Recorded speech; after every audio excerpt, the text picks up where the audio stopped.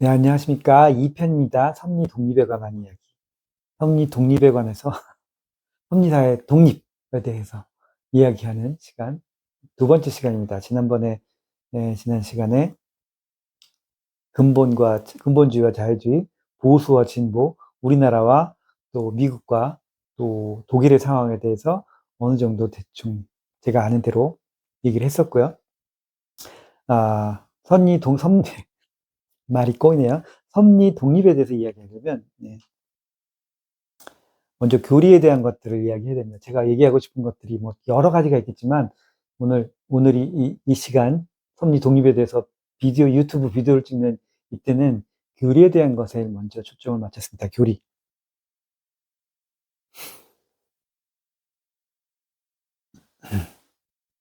서기 325년,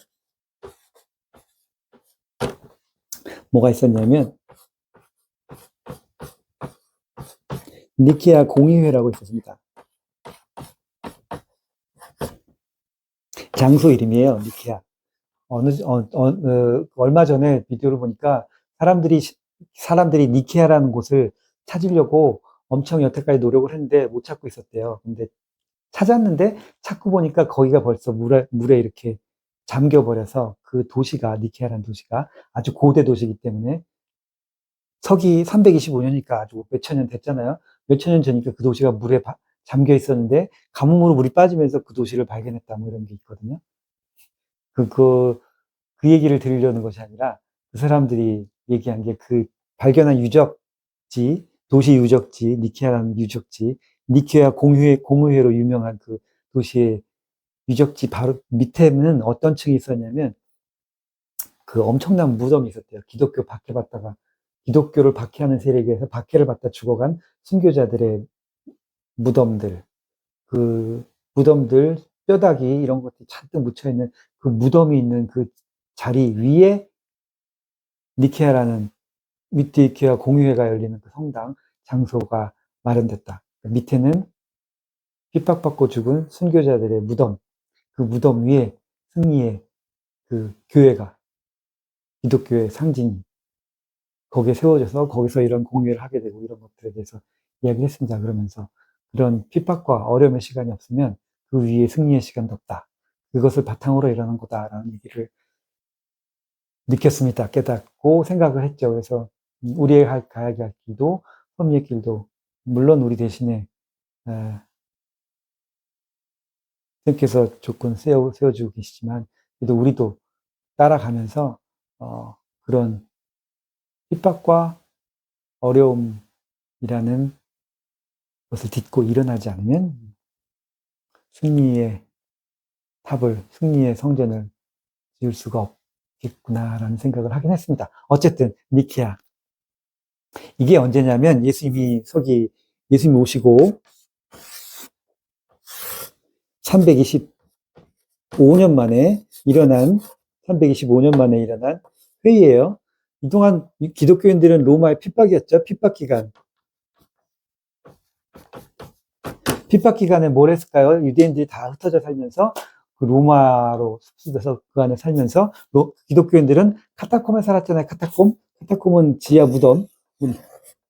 저도 한 번도 아직 안 가봤습니다. 나중에 로마에 가는 일 있으면 꼭 한번 카타콤에 가서 그 한번 들어가 보고 경험해 보고 그 선생님도 가셨던 곳을 찾아다니면서 경험을 해보고 싶은데 그 기독교 핍박 기간에 기독교인들은 숨어 살았어요. 카타콤 지하 무덤에.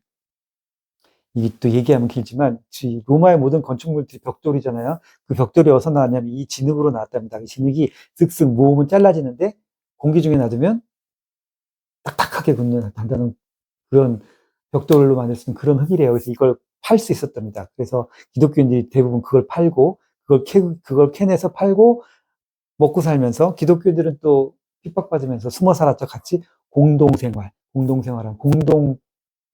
공동재산, 공동생활하면서 공동체를 유지하면서 살았어요. 예수님 말씀처럼.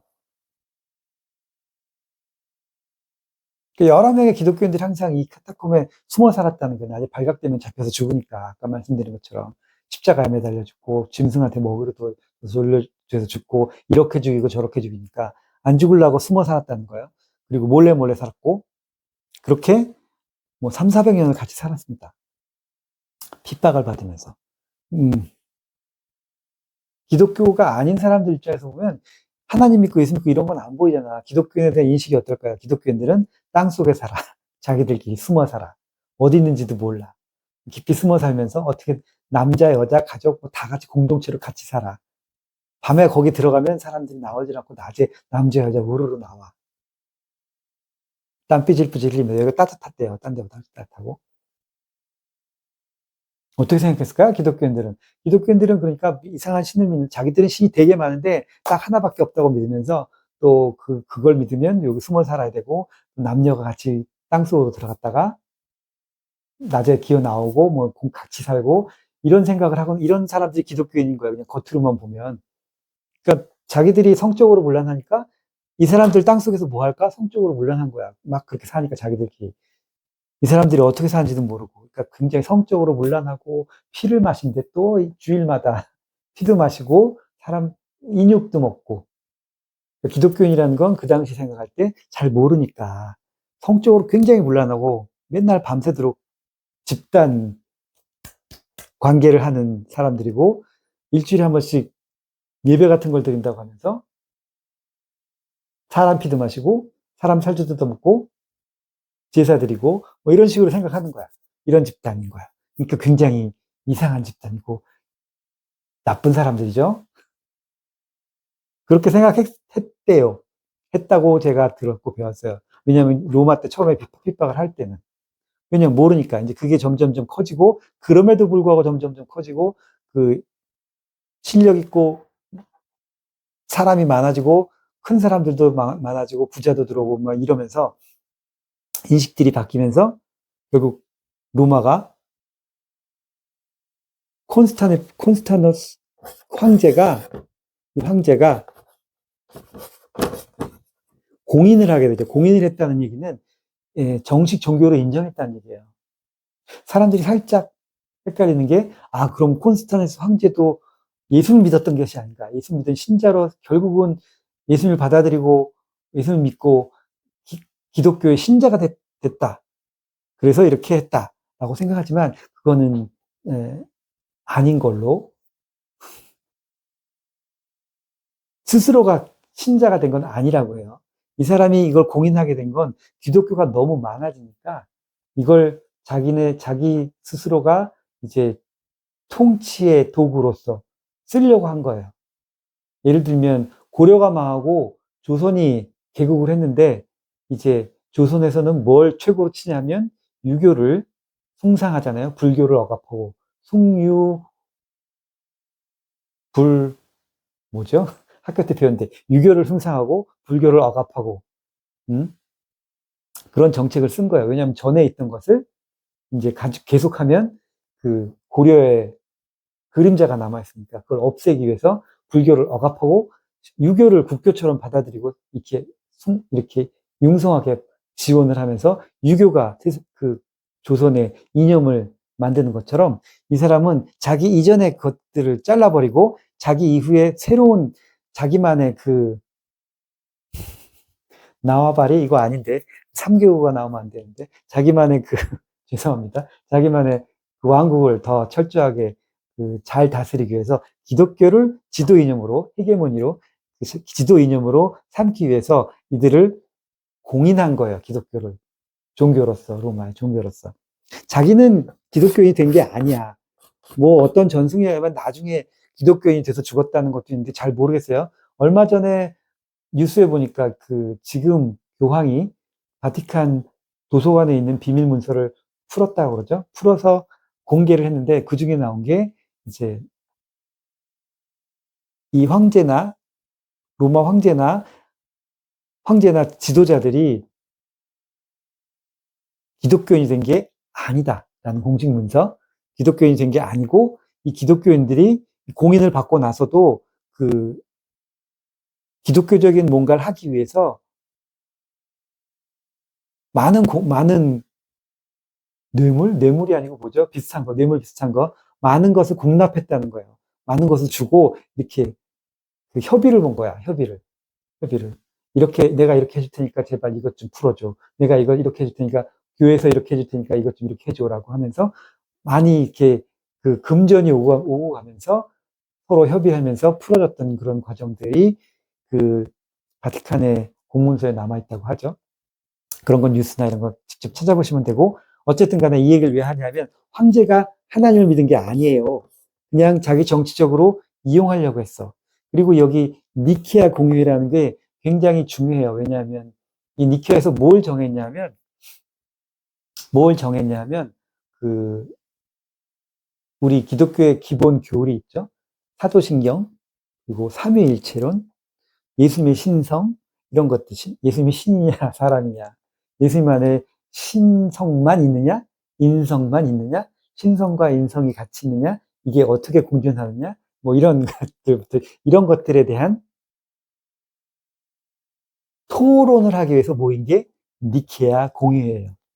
여기서 시작해가지고 2년인가 3년 후에 콘스탄티노플 공의회까지 가서 이런 것들이 결정이 돼요. 삼위일체, 이것이 삼위일체다. 짠. 이것이 예수님의 신성이다. 짠. 짠, 짠, 짠, 짠. 아주 정해버립니다. 그리고 사도신경이나 뭐 이런 거, 니케아 신경 이런 것도 여기서 나와요. 이걸 니케아에서 모든, 뭐라고 해야 되냐. 그 당시에 뭐, 여기가 유럽이고, 이탈리아고, 여기는 아프리카고, 여기는 이집트고, 여기는 중동입니다. 여기 뭐 이스라엘 있고, 뭐, 이렇게 있고. 그 당시 니케아가 어딘지 모르겠지만, 니케아에 각 지역의 비숍, 뭐라고 하죠? 주교. 각 지역의 주교. 여기 알렉산드리아 주교, 알렉산드리아에서 아프리카에서 로마에서 또 유럽에서 또 이쪽에서 모든 주교들이 모였어요, 니케아에. 모여서 이 니케아라는 곳에서 회의를 합니다. 아까 말한 삼위일체나 그 당시에 그 교리가 완전히 정해지지 않았거든요. 많았거든요. 이렇게 많았는데 이것들로 인해서 말이 많으니까 이 황제가 보기에 콘스탄티누스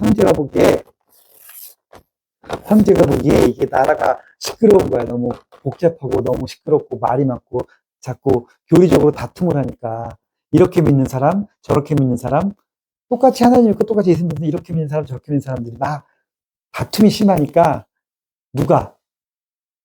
주교가? 아니요. 황제가. 황제가 이거 시끄러워서 못 살겠다. 이걸 또 하나로 딱 정리해, 니네 모여가지고. 자기 믿는 사람이야, 안 믿는 사람이야? 자기는 안 믿는 사람이야.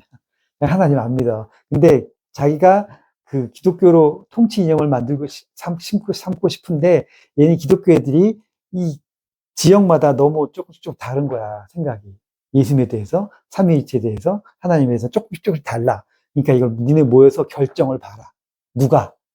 기독교 안에서 주교들이 결정했을까? 아니, 황제 입회하에 니케아에서 결정을 보자.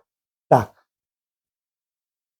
거기서 결정을 하고 여기서 시작해서 몇 년 후에 콘스탄티노플 공회가 또 있어요. 그때까지 딱 결정을 하고 나서 여기서 벗어나는 건 다 이단. 다 이단.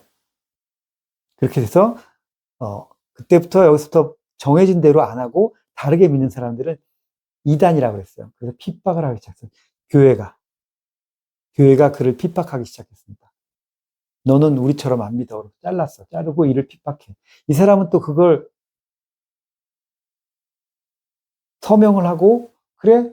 나도 그렇게 믿을게 하는 게 아니라 이 사람들이 난 그거 믿을 수 없어. 난 이렇게 계속 주장해야 돼. 그런 사람은 떨어져 나갑니다. 계속 주장하다가 핍박 가운데 죽기도 하고, 그런 사람들이 또 나가고, 계속 가다가 사라지기도 하고, 그럽니다. 그게 언제냐? 니케아 공회예요. 니케아 공회. 그래서 오늘은 거기서 특히 뭘 이야기하고 싶냐면, 니케아 공회에서 가장 중점이 됐던 것이, 이거 다 얘기 못해요. 저도 공부할 때 하도 복잡해서 교수님한테 얘기했어요. 나 이거 뭔 소리인지 모르겠다. 교수님 뭐라 그랬는지 아세요? 구두 시험, 그때가 언제냐면 졸업시험을 봐야 되거든요. 구두 시험을. 교회사 구두 시험을 이걸 했어, 내가. 왜 그랬는지 모르겠어요. 그래서 이걸 하면서 여기서 정해진 게 삼위일체, 삼위일체 교리, 그리고 예수님의 신성, 예수님이 신이냐 인간이냐 이거예요. 특히 이거 중요한 게 여러 가지가 되게 많아요. 교회의 역할, 교회의 범위, 뭐 블라블라 되게 많은 걸 여기서 정했는데 가장 중요한 게 이거고요. 여기에 대해서 아나타시우스인가 이게 그런 사람이 있고요. 아리우스라는 사람이 있어요. 대표적으로 이 아리우스라는 사람이 그 지금의 이집트죠. 그 당시에는 뭐라고 불렀지? 음, 지금은 이집트고 그 당시에는 알렉산드리아라고 했어요. 그 이집트에 있죠. 알렉산드리아. 그 알렉산드리아의 장로가 주교가 그랬을 거예요. 그 사람은 이렇게 주장했고 다른 모든 사람들은 다르게 주장했어요. 그래서 결국은 이 아리우스파, 그 당시에 알렉산드리아파, 아리우스파가 이단으로 정죄를 받으면서 끝까지 인정을 안 했거든요. 이 사람들이 주장하는 것을. 인정하지 않으면서 이단으로 몰리면서 네, 핍박을 당하게 돼요. 핍박이 시작이 되죠. 그래서 어떻게 정식으로 어떻게 삼위일체가 교리화됐으며 이건 아직도 이해를 못해요. 제가 설명을 드릴 건데 그 기성에서 삼위일체를 어떻게 설명하는지를 설명을 드릴게요. 그럴지라도 이해를 못하겠어요. 저도 이해를 못하겠고 제가 지도교수한테 그때 나 이거 삼위일체 이때 니케아 회의 전후에 나왔던 삼위일체 주장들이 있어요. 삼위일체다 아니다 이위일체다 사위일체도 있어요. 사위일체다 뭐 나와 이건 이렇고 저건 저렇다 읽으면서도 독일어라 그런지 그런 게 아니라 아예 이해를 못하겠다고 그랬더니 지도교수가 그 시험 보는 시험 감독하는 시험 준비하라고 시킨 그 교수가 시험 보기 전에 상담하거든요. 너 준비 잘 됐어? 어땠어? 하긴 했는데, 나 이거 이해 못하겠다. 그리고 씩 웃으면서, 나도 이해 못해. 이러더라고요. 그리고 요즘은 교회에서 삼위일체 이야기하면서 설명 안 하잖아요. 자기도 이해 못하니까. 사위일체 얘기도 나와요, 요즘. 성도, 민중이 교회다. 교회가 하나님이다. 이렇게 해서 나오잖아요. 사위일체. 어쨌든 이 니케아 공유에서 나왔던 예수님의 신성에 관한 문제, 삼위일체에 관한 문제. 이 두 아리우스와 다른 사람들이 어떤 문제를 가지고 싸웠고 뭐가 이단으로 정죄를 받았으며 어떻게 결론이 나는지 다음 시간에 만나서 또 잠깐 설명드리도록 하겠습니다.